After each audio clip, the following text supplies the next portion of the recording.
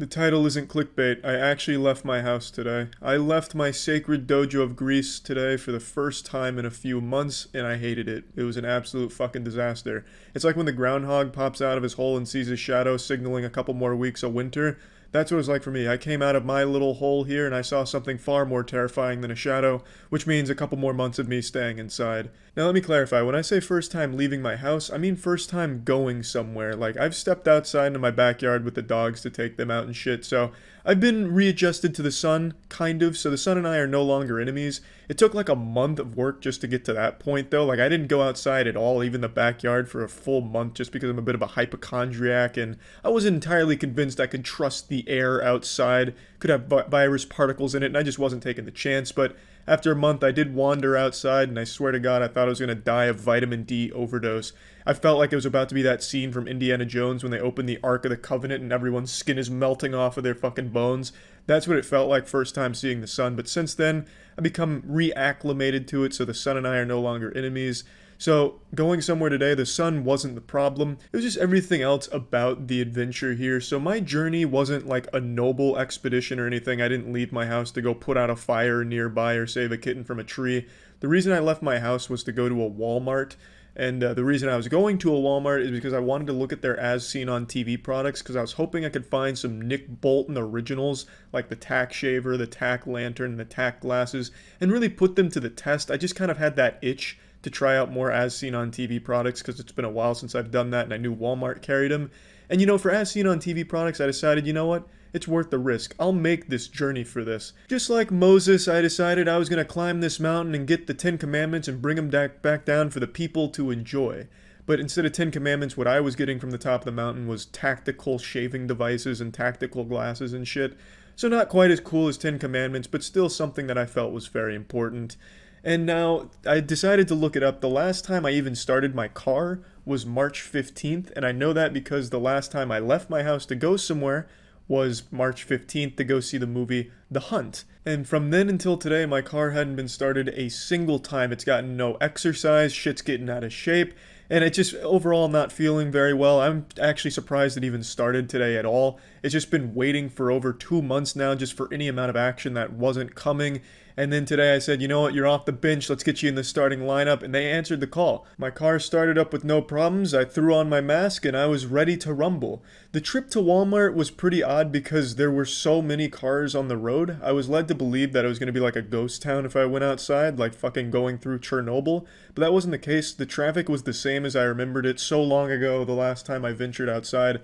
So I feel like nothing has really changed outside in society except for me not being a part of it anymore, which made me feel kind of like an outcast, like that kid that sits alone at the middle school lunch table. But that was the first thing I noticed. When I actually got to Walmart, things were very different there. They had it like caution taped off as if it was a crime scene with a chalk outline on the ground from a murder that happened over Yu-Gi-Oh cards or something. It looked really intense and intimidating. They had like 5 kiosks outside. I don't know what the little stands were for. I didn't want to have any like actual close contact with a human being. I wanted to avoid my own species as much as possible, so I didn't investigate. I really can't imagine. Maybe they were selling like fucking lollipops or something, or maybe it was the Girl Scouts parents or some shit selling. I don't know. But there was a bunch of little kiosks outside that I have no idea what purpose they served. Almost everyone was wearing a mask, which made me felt like I was back in my college freshman year going to a rave where everyone used to wear these masks with little skulls on them. There's also just a really good handful of people that weren't wearing a mask, which I found odd because the people that weren't wearing a mask were the people that I felt really should, or most likely at least would consider, because they were all predominantly older people, and then a couple people that looked like they were on some kind of alcoholic binge and like stumbling over themselves. So I felt like the people that weren't wearing a mask were the people that really should have at least thought about it, but I mean, I'm not their parents. They can make their own decisions. I just thought that was something interesting. It was when I finally got into the Walmart where things really started to go south for this whole adventure here that I'd chosen to go on. So going inside is when things really opened up. I immediately made my way to the as seen on TV products stand, I suppose, and I didn't find any tack devices. Not a single Nick Bolton certified tactical tool, and I searched multiple times. I even went to the kids department. Not that I think Nick Bolton's tactical devices should be in the kids department, because these are tactical tools for tactical guys. They aren't children's toys. They're extremely dangerous for tactical situations. I mean, I swear to God, Nick Bolton's probably going to be selling tactical C4 just in case.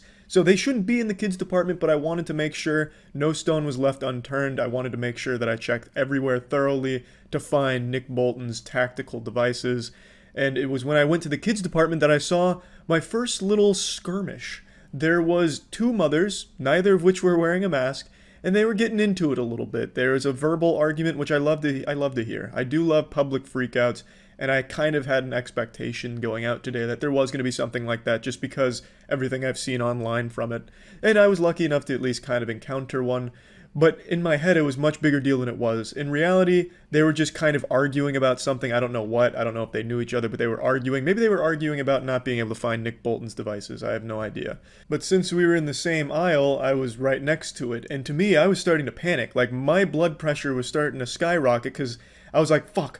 They're arguing, there's going to be saliva flying all over the place. What if one of them's sick? Now I've put myself in between a bullet and a target because we're sharing the same row. So in my head, I'm hearing this argument and I'm just picturing like fight night, like in a boxing match, you know, in the movies where it's like a slow motion punch and their head turns and the sweat's flying all over the audience like it's SeaWorld in the splash zone. That's what I was picturing. So I was hurrying up my investigation because I started panicking, worried about this invisible enemy that could be coming my way down the aisle. So I got the fuck out of there. I went back to the as seen on TV stand. I didn't see anything, so eventually I just said it's not here and I got out. So as I left the glorious Walmart limp-dicked and sad, I walked back to my car, and that's when the actual fucking disaster of the day happened. I got fucking swarmed. Well, swarmed is an exaggeration.